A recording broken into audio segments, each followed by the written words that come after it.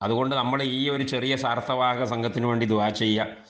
അവരുടെ കൂടെ നിന്നുകൊണ്ട് നമുക്ക് കഴിയുന്നതൊക്കെ ചെയ്യുക. അവരുടെ രക്തത്തിൽ കുത്തി നോക്കിയിട്ട് അത് ഷിയാക്കളാണോ അതല്ല വേറെ ഇഹ്വാനികളാണോ എന്ന് നോക്കിയിട്ട് കാലം കളഞ്ഞ് വിഡ്ഢികളായി ജീവിക്കാതെ മുസ്ലിം ഉമ്മത്തിൻ്റെ കൂടെ നിൽക്കുക. എല്ലാവരോടും പറയാനുള്ളത്, ഈ വിഷയത്തിൽ നമ്മുടെ ഇടയിൽ അഭിപ്രായ വ്യത്യാസം ഇല്ല.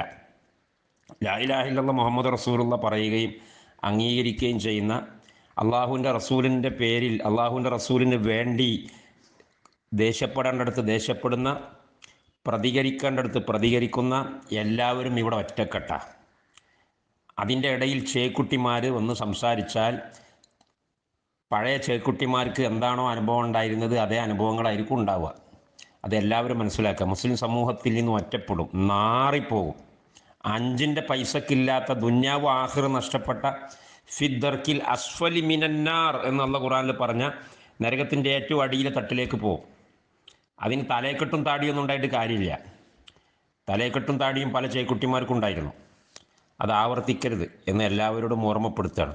ഇത് ജൂതനും മുസ്ലിമും തമ്മിലുള്ള, അള്ളാഹുവിൻ്റെ റസൂൽ 1400 വർഷങ്ങൾക്ക് മുമ്പ് അവിടുത്തെ പുണ്യ നാവ് കൊണ്ട് പ്രവചിച്ചിട്ടുള്ള 100% നടക്കുമെന്ന് ഉറപ്പുള്ള ഏറ്റുമുട്ടലാണിത്. ഈ ഏറ്റുമുട്ടൽ കഴിഞ്ഞിട്ടേ ഖിയാമത്ത് നാൾ ഉണ്ടാകുള്ളൂ. അതിൻ്റെ മുമ്പ് ഖിയാമത്ത് നാൾ ഉണ്ടാവില്ല.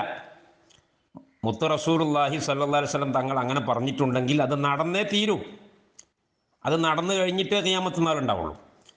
ആ ഏറ്റുമുട്ടലിൽ എവിടെ നിൽക്കണമെന്നും ആർക്ക് വേണ്ടി പ്രാർത്ഥിക്കണമെന്നും ആർക്കെതിരിൽ നിലകൊള്ളണമെന്നതിനും ഇപ്പോഴും കൺഫ്യൂഷൻ ആയിട്ട് ആരാൻ്റെ ചോരയിൽ തൗഹീദ് തെരഞ്ഞു നടക്കുന്ന, അല്ലെങ്കിൽ ആരാൻ്റെ ചോരയിൽ ഷിയായിസമുണ്ടോ എന്ന് തപ്പി നടക്കുന്ന ഏതെങ്കിലും കൂപമണ്ടൂപ്പങ്ങൾ എവിടെയെങ്കിലും ഉണ്ടെങ്കിൽ അവർ തൗബ ചെയ്ത് മടങ്ങുക. മുസ്ലിം ഉമ്മത്തിൻ്റെ ഇടയിൽ ഒറ്റപ്പെട്ട് നാറിപ്പോകുന്നതിന് മുമ്പ് എന്നും കൂടി ഉണർത്തുക.